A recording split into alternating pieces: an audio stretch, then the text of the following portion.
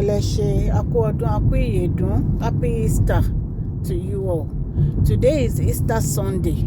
A kí gbogbo ẹ̀yin olólùfẹ́ Mashola Gist TV pé ẹ kú ọdún, ẹ kú ìyèdún lórígun mẹ́rẹ̀ẹ̀rin ibi tí ẹ ti ń gbọ́ wa. Ọpẹ́, ìyìn, ògo fún Jésù ọba ìyè. Ó yà mí lẹ́nu torí ṣe mọ̀ pé ní Jésù ló jí dìde lẹ́yìn ọjọ́ kẹta tí wọ́n ti sìn. Ó jí dìde kúrò nínú sàárè èyí tí wọ́n bò mọ́ nínú ibojì. Aṣọ rẹ̀ nìkan ni wọ́n rí ń bẹ̀. So ìtorí ẹ̀ la fi ń ṣe remembrance Jésù Kristi nítorí ó resurrect. So ìgbà tó dẹ̀ ti resurrect, ó ti fi ẹ̀mí mímọ́, ó ti fi sí orí gbogbo wa wípé gbogbo nǹkan tá bá ti band láyé, Ọlọ́run Elédùmarè á band ẹ̀ lọ́run fún wa ni.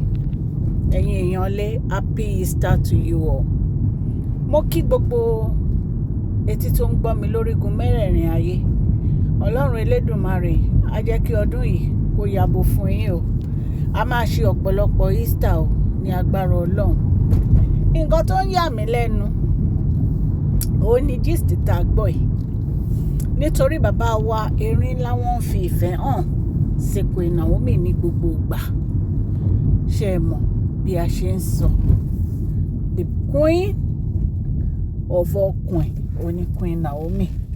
So wọ́n ní kábíyèsí, wọ́n ní wọ́n ṣe ríǹgì kan fún wọn ní Dubai. Wọ́n ní ó ya bàbá wa Erin ńlá lẹ́nu báwọn sì sí gbogbo ìtúnṣe gbọ́.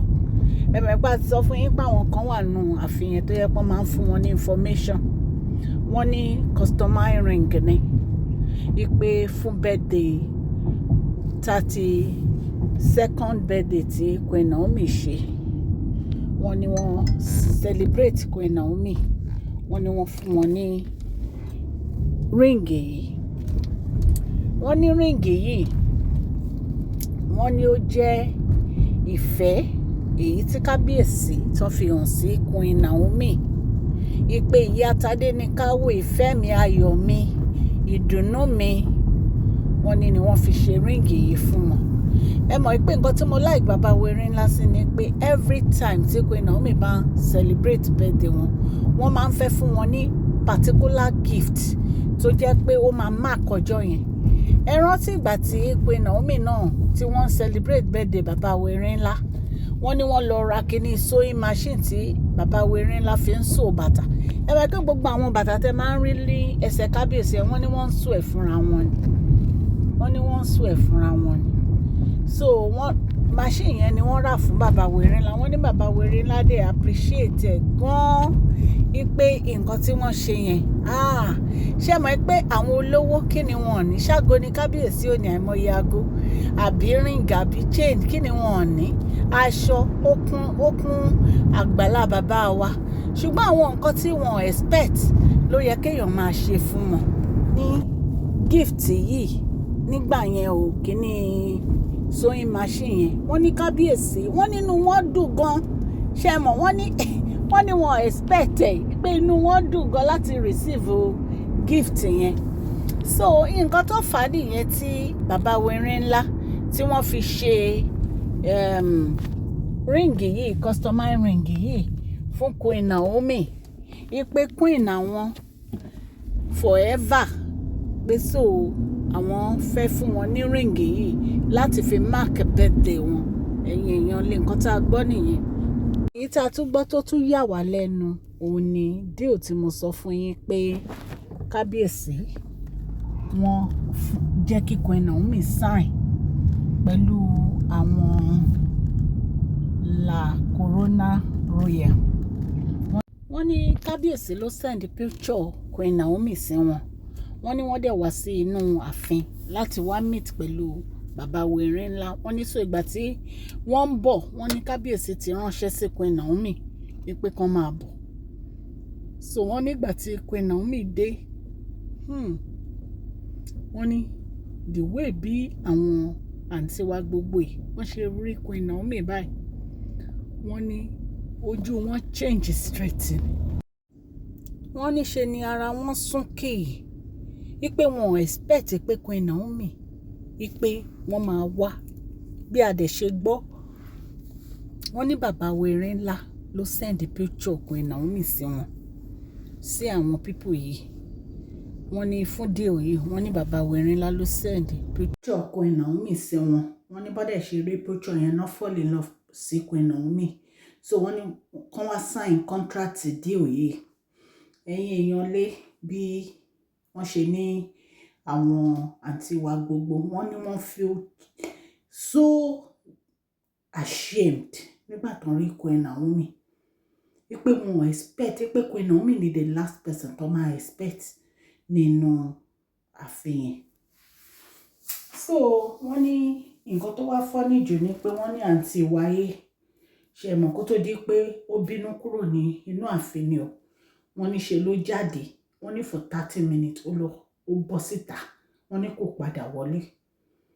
Wọ́n ní kò padà wọlé for almost 30 minutes ló fi jáde. Ṣé rí nǹkan tí Ọlọ́run bá ti fi ọwọ́ sí, ẹ̀yin èèyàn lé, Ọlọ́run ti fi ọwọ́ sí nìyẹn, kò sí ẹnì kankan tó lè yí padà. A dẹ̀ ṣe gbọ́, wọ́n ní contract, wọ́n ní ó jẹ́ contract kan tó yẹ pé ó wà very very powerful. In fact gan, wọ́n ní àǹtí wáyé ti send picture ẹ̀ gan sí àwọn people yìí. Wọ́n nígbà tó send picture ẹ̀ sí wọn, wọ́n ní wọ́n sọ fún un wípé bàbá wẹ̀rin ńlá ni wọ́n choose ẹni tí wọ́n fẹ́ fi ṣe ambassador deal yìí. Wípé so àwọn ò lè accept àǹtí wáyé wípé torí kábíyèsí ti select èèyàn. Torí wọ́n ló ti mọ̀ nípa ẹ̀, wọ́n ló ti rí lẹ́tà yẹn bó ṣe rí, a lè sọ bóyá àwọn tó ń ṣòfófó fún wọn ni wọ́n sọ fún. So wọ́n ní ìyàlẹ́nu ló jẹ́ fún àǹtí wáyé. Ẹ wò, ẹ̀yin èèyàn lé, àfikọ́lọ̀ máa ṣàánú àwọn sísí wa gbogbo yìí lórí gbogbo wàhálà èyí tí wọ́n kóra wọn sí láti máa jowú àti láti máa bá Queen Naomi figagbága. So àwọn nǹkan tá a gbọ́ nìyẹn, ẹ̀yin èèyàn lé, sí àwọn àǹtí wa gbogbo. Hello ẹ̀yin èèyàn lé, wọ́n ní bí Queen Naomi ṣe sign contract tó sign tán, wọ́n ní bí Queen Naomi bí wọ́n ṣe dúpẹ́ lọ́wọ́ bàbá wẹ̀rin ńlá ni Dr. Elizabeth sọ pé congratulations. Bẹ́ẹ̀ ni àǹtí wa bẹ̀rẹ̀ sí bá Dr. Elizabeth jà yìí pé kí ló dé tí wọ́n ń sọ fún Queen Naomi congratulations. Ẹ̀yin èèyàn lé, ọlọ́run aṣọ àwọ̀ sísí wa gbogbo yìí o. Ọlọ́run Elédùmarè á wà pẹ̀lú bàbá wẹ̀rin ńlá, because èmi mọ̀ pé gbogbo ẹ̀ máa níyànjú lágbára Ọlọ́run. Queen Naomi wọ́n ti mọ orí èèyàn tẹ́ jẹ́, wọ́n dẹ̀ kí ń kọjá ìyá ara wọn. Wọ́n rọra jókòó síbi tọ́kọ wọn fi wọ́n sí ni. Ẹ̀yin náà jókòó síbi tọ́kọ yín fi yín sí. Ṣùgbọ́n Queen Naomi láṣẹ láti wọnú palace yẹn at any time, because inú ilé ọkọ ẹ̀ ló wà kẹ́ tó wá bá. Kò já bó ṣe jẹ́ ẹ̀yin èèyàn, mo kí yín happy Sunday o. Gist gbọ́ níta ní ká mọ wá fún yín. Gbogbo ẹ̀yin tẹ̀ ń ṣe ọjọ́ ìbí lẹ́ni, mo kí yín happy birthday, long life and prosperity. Ẹ̀mí yín á ṣe púpọ̀ ọdún láyé. Ẹ̀yin tí ẹ bá ti subscribe, ẹ subscribe sí channel wa so that ẹ bá ti post any gist ẹ máa rí. Máṣọ́lá ni orúkọ mi, kò yí padà. Yorùbá ni à ń sọ lórí ìkànnì yìí. À ń sọ nítorí pé a fẹ́ gbàgbé àṣà àti èdè wa, dẹ̀ tún sọ fún ọ̀pọ̀lọpọ̀ àwọn tí wọn ò gbọ́ Gẹ̀ẹ́sì. À ń sọ̀rọ̀ nípa celebrity gist, royal gist, politics àti gbogbo nǹkan tó ń ṣẹlẹ̀ ní agbègbè orílẹ̀-èdè bàbá wa ní ilẹ̀ Nàìjíríà. Mú kí gbogbo yín happy Easter. God bless you all. Share, like and subscribe. Mashola Gist TV. Love you all.